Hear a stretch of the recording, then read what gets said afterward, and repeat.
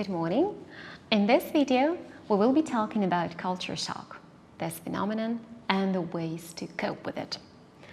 Very often, while working in a multicultural organization, people may hear this term culture shock. In fact, it was initially introduced by scholar Clever Auberg. He used it to describe the problems of adjustment among Americans who were working in Brazil on a joint project. It is worth mentioning that initially culture shock was understood as an occupational disease of people who have suddenly been transported abroad. Now, today, different scholars have different opinions about culture shock, and I would like to mention the opinion introduced by Gary Weaver, who is actually arguing with Professor Auberg, and he's providing arguments that will enable us not to consider culture shock a disease. First of all, as Clever Auberg mentioned, culture shock is believed to be resulted from something external as a virus over which there is no control. Well, the truth is, again, culture shock is not a disease. First of all, it's a psychological phenomenon. It's a reaction to the stress that people have because they leave one social environment and enter another. Second, some people may react to the stressful situation one day. They may become more aggressive, while the others may not demonstrate that explicitly their behavioral patterns. They may not change their behavior at all, although they might be feeling frustrated deep inside. Third, there is no cure. There is no pill. There is no cure from this disease, if consider this to be a disease. There is no way to skip this particular stage. You will have culture shock. The thing is that you might overcome the stage very easily and quickly, or you might have problems. You might be experiencing problems maybe lasting from 1 week to a couple of months. So it all depends on the personality, and we'll move on to that. Think of a person who grew up in a small settlement in Siberia and has never traveled abroad, but he started working in a joint company and suddenly was offered a position in one of the countries of Western Europe, let's say in Rotterdam, in Holland. And he suggested to go there for a couple of years. He has never been abroad. Now he is expected to work there for a number of years. How will this person react to the new cultural environment? Will he be frustrated? Will he be excited? Will he adjust quickly to the new lifestyle? Will he be able to cope with his feeling of frustration and disappointment? This very much depends on his personal characteristics and character traits.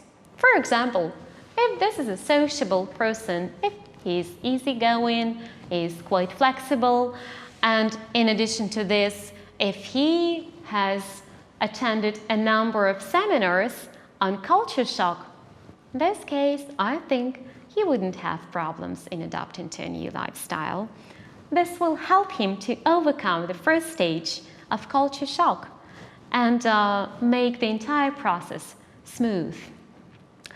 I also think that it is true luck and those people who are able to overcome the stage of culture shock, the most difficult time, and start to learn more about the new culture.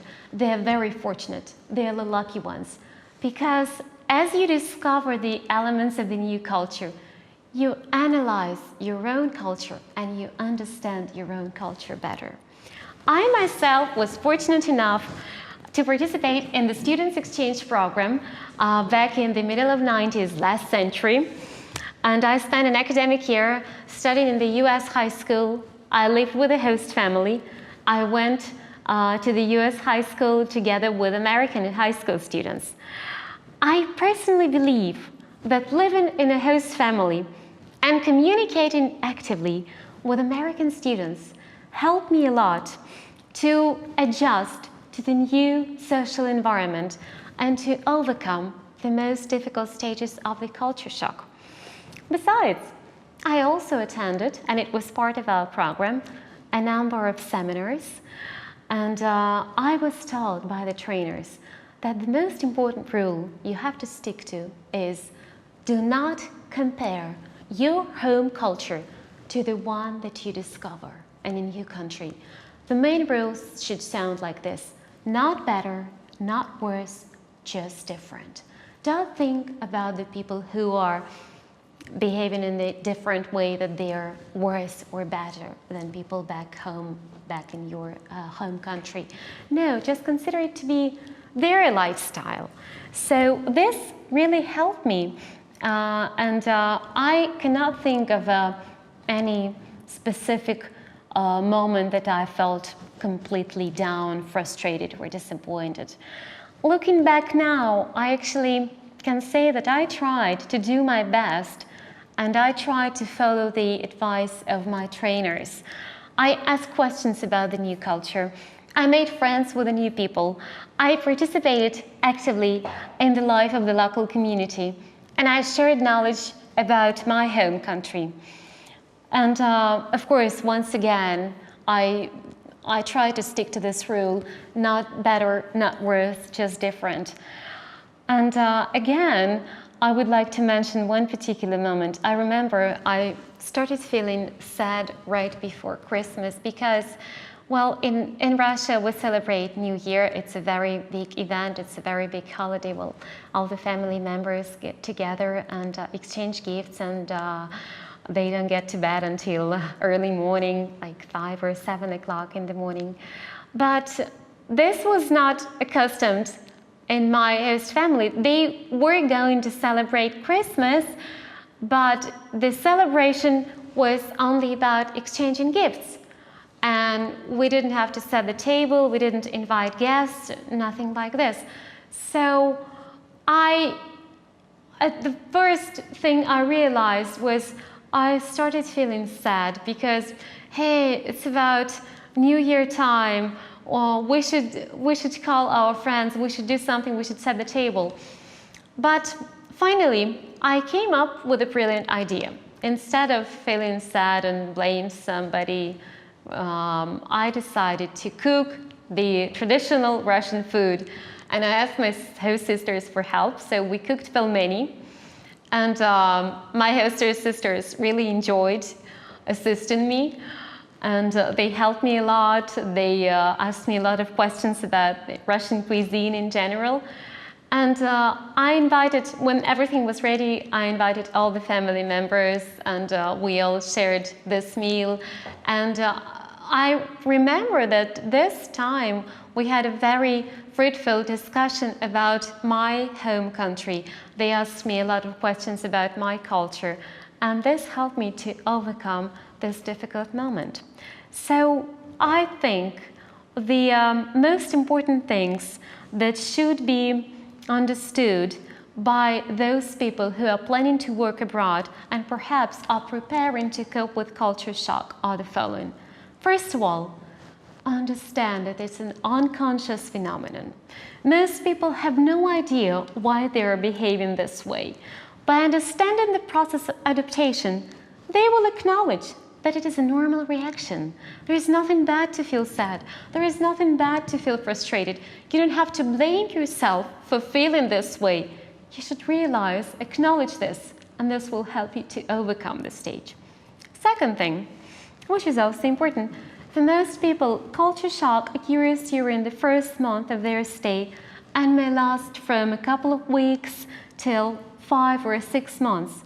Some people may experience it only when they're back home. So this should also needs to be taken into account. And in terms of coping with culture shock, again, be active, communicate with the local people, understand the dynamics of cross-cultural adaptation. Sometimes try to control your reactions. And this is a very good piece of advice, in fact. Try to communicate, try to build up friendly relationship with the local residents and try to communicate with them more often than you do with your relatives back at home.